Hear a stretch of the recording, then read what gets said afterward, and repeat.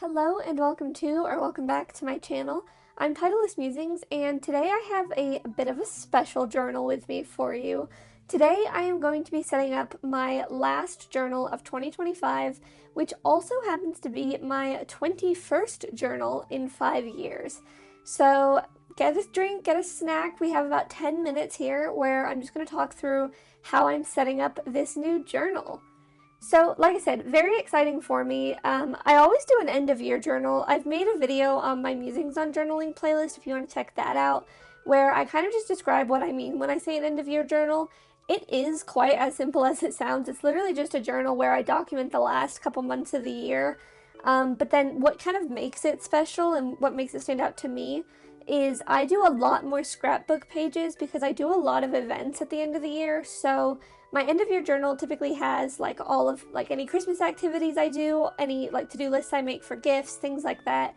So it's just a special journal, and it's my favorite time of year, so I was so excited to get this set up. Now I am setting this up much earlier this year than I did last year.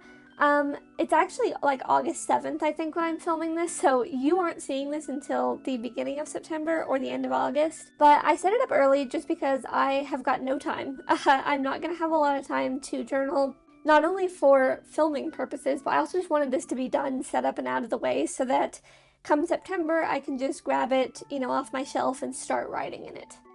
That is another big difference this year. Last year, my end of year journal, I believe started, I think, in October. It may have been mid-September. I don't remember. It was either beginning of October or mid-September because I was repurposing a journal I hadn't finished. I had set up a reading journal last year, didn't use it, so I ended up using the rest of the journal as my end-of-year notebook. As opposed to this year, this is an entirely fresh notebook. It is a Lawyer's Term 1917 in the Master A4 size, which I think is 249 pages. So obviously that's a lot more pages, and there are days left in the year, so I wanted to start it a bit earlier knowing that I can fill it up.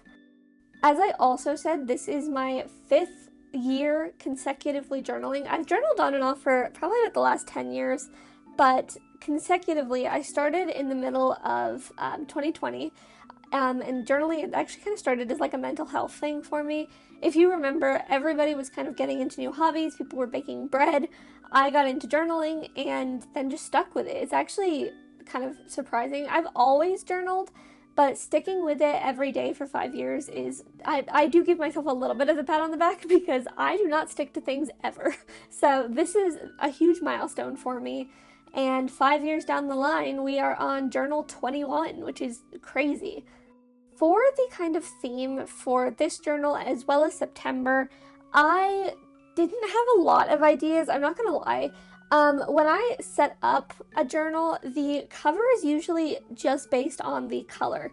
So a great example, my summer journal that I did this year was yellow. So I had like kind of citrus fruits and things like that, stickers on the front. This one is kind of, what is it called? Like an evergreen color. So I was kind of associating that in my mind with like Christmas and kind of festivities around Christmas, that kind of thing.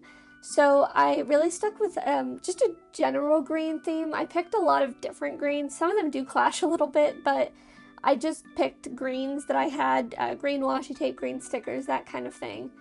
And that was pretty much just the only theme. You may have seen on the front of the journal as well, I did leave some spaces blank. That is because kind of as I use the journal, obviously I get stickers from like places that I go, or there's some coffee shops where I live where you get like stickers with your coffee. So I'll put those on the front. So I try not to fill the front of the journal too much because I do want to, decorate it as I go. And then I've also started doing, I didn't decorate it in this video because again, I do it while I'm in the journal, but I also decorate the back cover these days. So that is a lot of fun. And you haven't missed out on much. I realize I've talked over this entire first page section. You're not missing out on much. This is just literally where I keep track of the days in the journal. And then here we're moving straight into our September spread. September is the only month of the year that I don't really have a vibe for. I don't have a theme. Particularly in the end of year journal, I do typically reuse themes, but then just try to make it different every year. So like what I mean by that is I always do something spooky for October. I always do fall leaves in November, and then obviously I celebrate Christmas, so in December I do like a festive spread. But September just really wasn't standing out to me much at all. So I kept with the green. I thought, I used a darker green because I thought, well, the days are getting darker faster. The leaves are still somewhat green. I know in some places, obviously, they're already starting to turn, but the leaves are still primarily green, so this is kind of the theme that I went for with this. But if I don't have an idea for a theme, I will just mix and match based on color, which is exactly what I do here. Again, I tie in the green theme from the front of the journal into the September spread, and then I just kind of do a mishmash, I guess, of random green things. The other thing I've done here, I hate how big these pages are, I do.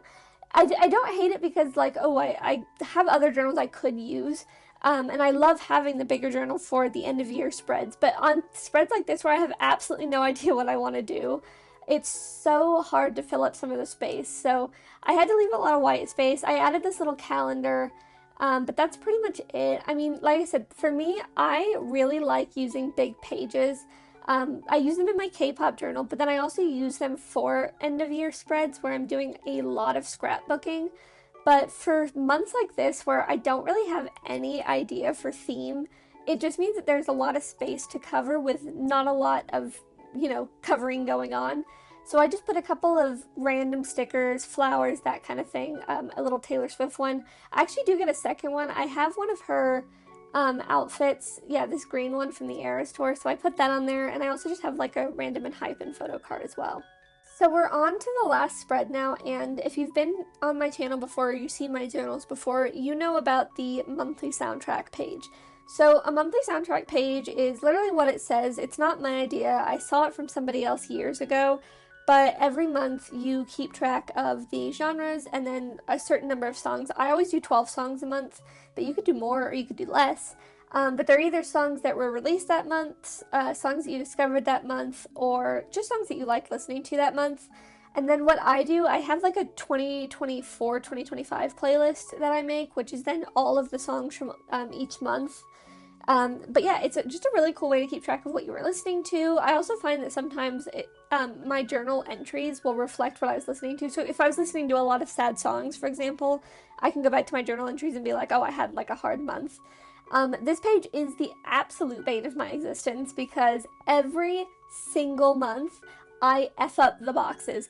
I do not know how this keeps happening. I literally sat down, I measured and I rulered in pencil before I then traced with marker, and I still got it wrong. Every single month. Every month. I've done this for more than a year. This specific spread, the layout has never changed, and I still mess up the boxes. So I was debating just gluing the pages together and moving on and pretending that that never happened. But I value authenticity on this channel, and you are just going to get to see it raw. And see it raw means that that line on the right goes past the box. Oh, it's so annoying. I don't know why I keep doing that. But anyways, I'm just filling in the lettering that I did. Again, I use stencils because my handwriting is not that good. And I'm also adding a sticker here, just a little green Polaroid, a greeny blue, tealy color. And I also used a lot of scrap paper this month to try and start recycling all the scrap paper I've collected in 2025. And then I'm also stenciling leaves here.